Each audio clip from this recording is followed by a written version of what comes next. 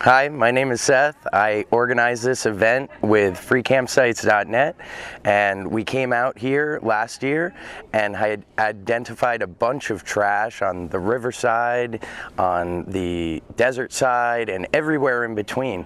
And we, for the last year, had planned to clean up this area because we all love to camp here, and we want to go a little bit beyond Boy Scouts and really make this environment better for us, for the local community, and for everybody who chooses to visit here in the future, and maybe set the bar a little bit higher on the standards of what a cleanup can be. Astounds me how much trash is here, even after having canvassed it last year and again this year with 4x4s and drones.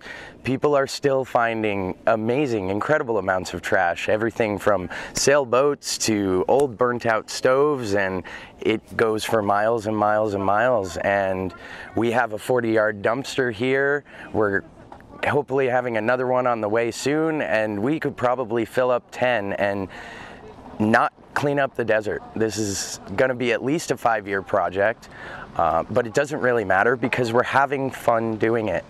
People are making friends, people are making tribes, people are grouping up and going out in directions that none of us had even anticipated, and really going the extra mile and having fun doing it.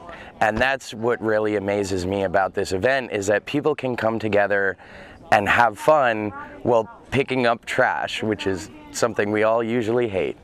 And it's just a different angle on life when people come together for a good purpose and do crazy stuff out in the desert. In one day, we've already filled up a 40-yard dumpster and then some. It's all out of the goodwill of people's hearts. We could always use more help. We could always use more fun.